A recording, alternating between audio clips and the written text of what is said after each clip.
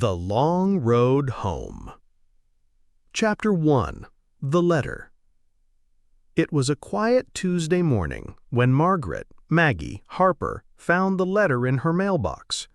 The envelope was plain, with no return address, but the postmark was from Cedar Ridge, Colorado, a place she hadn't thought about in over 30 years. Maggie, now 59, sat at her kitchen table in Austin, Texas, sipping her coffee and staring at the envelope. Her hands trembled slightly as she opened it. Inside was a single sheet of paper with a handwritten note. Dear Maggie, I hope this letter finds you well. I know it's been a long time, but I've been thinking about you lately. Cedar Ridge has changed a lot since you left, but the mountains are still as beautiful as ever. I'm at the old cabin by the lake, just like we used to be. If you're ever in the area, I'd love to see you. Yours, Ethan. Maggie's breath caught in her throat. Ethan Matthews, her first love, her best friend, the man she'd left behind all those years ago. She hadn't heard from him since the summer of 1985, when she'd packed her bags and moved to the city, chasing dreams that felt distant now. She reread the letter, her mind flooding with memories of their time together in Cedar Ridge, the hikes, the laughter, the late nights by the fire. It had been a simpler time, a time before careers, marriages, and the weight of adulthood. But life had pulled them apart, and Maggie had never looked back, or so she thought.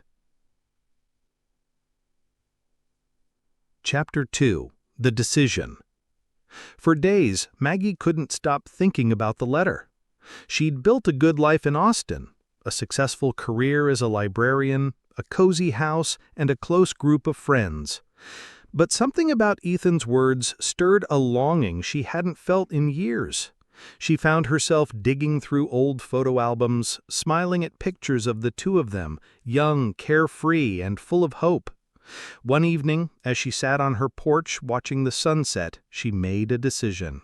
She would go back to Cedar Ridge. It was time to face the past, to see if the connection she and Ethan had shared was still there.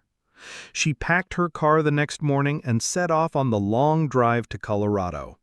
The road stretched out before her, winding through plains and hills, and the journey gave her time to think. She wondered what Ethan would look like now, if he was still the same person she'd known. She wondered if she had made the right choice. When she finally reached Cedar Ridge, the town felt both familiar and foreign. The main street was lined with quaint shops and cafes, but there were new buildings and signs of growth. Maggie drove past the old diner where she and Ethan would share milkshakes and the park where they'd had picnics. Her heart ached with nostalgia. The cabin by the lake was just as she remembered it, a rustic wooden structure nestled in the pines with a view of the shimmering water. Maggie parked her car and took a deep breath, steeling herself for what was to come. Chapter 4. The Reunion.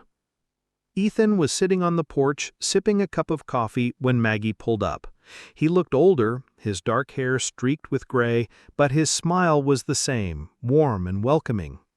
"Maggie," he said, standing as she approached. "I wasn't sure you'd come." "Neither was I," she admitted, returning his smile. "It's good to see you, Ethan." They hugged, and for a moment it felt like no time had passed at all. Ethan led her inside, and they spent the afternoon catching up.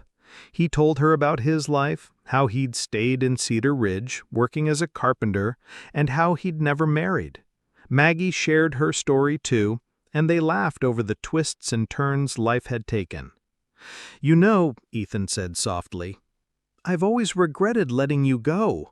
I wish I'd had the courage to follow you to the city." "We were young, Ethan. We had to follow our own paths. But I'm here now." Chapter 5. The Reflection. Over the next few days, Maggie and Ethan reconnected.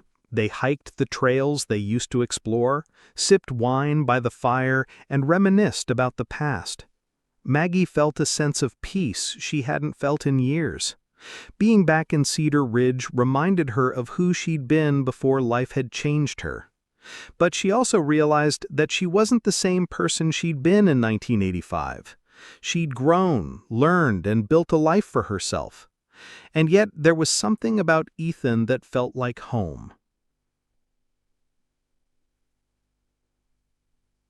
Epilogue: The Long Road Home. On Maggie's last day in Cedar Ridge, Ethan and Maggie sat on the porch watching the sunset over the lake.